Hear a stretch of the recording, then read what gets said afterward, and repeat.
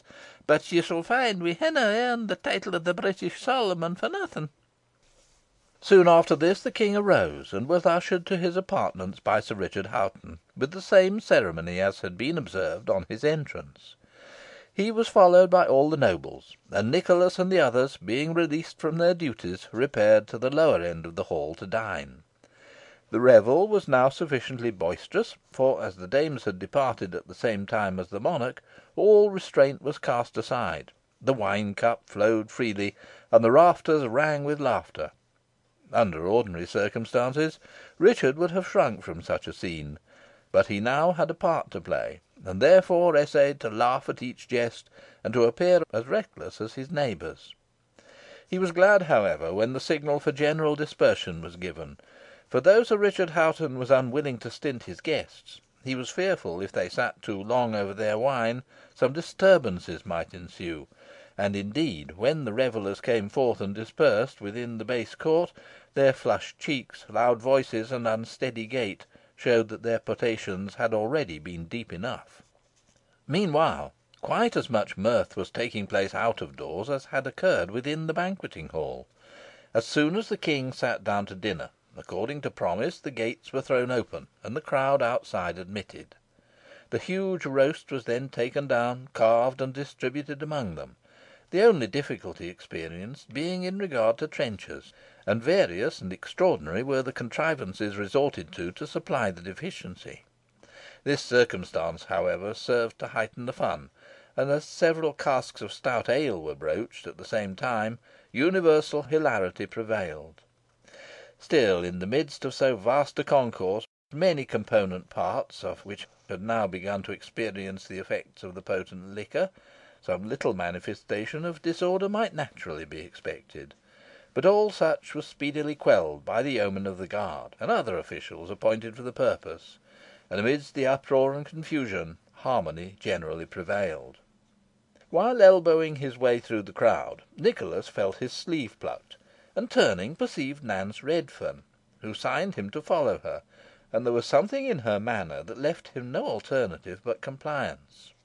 Nance passed on rapidly, and entered the doorway of a building where it might be supposed they would be free from interruption. "What do you want with me, Nance?" asked the squire, somewhat impatiently. "I must beg to observe that I cannot be troubled farther on your account, and am greatly afraid aspersions may be thrown on my character if I am seen talking with you." "A few words wi' me winna injure your character, squire," rejoined Nance, "and it's on your account, and not on my own, that I have brought you here. I have important information to give you. What will you say when I tell you that Jem Device, Elizabeth Device, and her daughter Jennet are here, breeding mischief against you, Richard Assheton, and Alizon?" "The devil!" ejaculated Nicholas. "And you'll find it the devil, I can promise you, unless their plans be frustrated," said Nance. "That can easily be done," replied Nicholas. "I'll cause them to be arrested at once." "Nay, that canna be," rejoined Nance. "You mun bide your time." "What, and allow such miscreants to go at large, and work any malice they please against me and my friends?" replied Nicholas. "Show me where they are, Nance, or I must take you a prisoner." "Nay, you winna do that, squire," she replied, in a tone of good humoured defiance. "You winna do it for two good reasons. First, because you'd be harming a friend who wants to serve you, and will do so if you let her; and second, because if you were to raise a finger agin me, I'd deprive you of speech and notion. When the reet moment comes, you shan strike, but it's ne'er come yet. The fruit is ne'er ripe enough to gather. I'm as anxious as you can be that the whole of the Demdike brood should be swept away, and it shan be if you'll leave it to me." "Well, I commit the matter entirely to you," said Nicholas. "Apparently it cannot be in better hands. But are you aware that Christopher Demdike is a prisoner here in Hoghton Tower? He was taken this morning in the park." "I know it," replied Nance, "and I know also why he went there, and it were my intention to have revealed his black design to you. However, it's been ordered differently. But in respect to t'others, wait till I give you the signal. They're disguised. But even if you see 'em and recognise 'em, dunna let it appear till I gi' you the word, or you'll spoil aw." "Your injunctions shall be obeyed implicitly, Nance," rejoined Nicholas. "I now have perfect reliance upon you. But when shall I see you again?" "That depends on the circumstances," she replied. "To neet, maybe to morrow neet. My plans mun be guided by those of others. But when next you see me, you win have to act." And without waiting an answer, she rushed out of the doorway, and mingling with the crowd, was instantly lost to view, while Nicholas, full of the intelligence he had received, betook himself slowly to his lodgings. Scarcely were they gone, when a door which had been standing ajar near them was opened wide, and disclosed the keen visage of Master Potts. "Here's a pretty plot hatching. Here's a nice discovery I've made," soliloquised the attorney. "The whole Demdike family, with the exception of the old witch herself, whom I saw burnt on Pendle Hill, are at Hoghton Tower. This shall be made known to the King. I'll have Nicholas Assheton arrested at once, and the woman with him, whom I recognise as Nance Redferne. It will be a wonderful stroke, and will raise me highly in his Majesty's estimations. Yet, stay, will not this interfere with my other plans with Jennet? Let me reflect. I must go cautiously to work. Besides, if I cause Nicholas to be arrested, Nance will escape, and then I shall have no clue as to the others. No, I must watch Nicholas closely, and take upon myself all the credit of the discovery. Perhaps through Jennet I may be able to detect their disguises. At all events, I will keep a sharp look out. Affairs are now drawing to a close, and I have only, like a wary and experienced fowler, to lay my nets cleverly to catch the whole covey."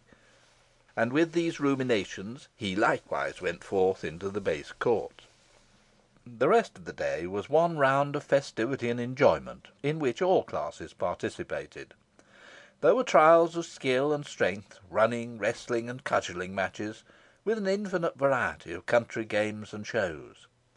Towards 5 o'clock, a rush car, decked with flowers and ribbons, and bestridden by men bearing garlands, was drawn up in front of the central building of the tower, in an open window of which sat James, a well pleased spectator of the different pastimes going forward, and several lively dances were executed by a troop of male and female morris dancers, accompanied by a tabor and pipe.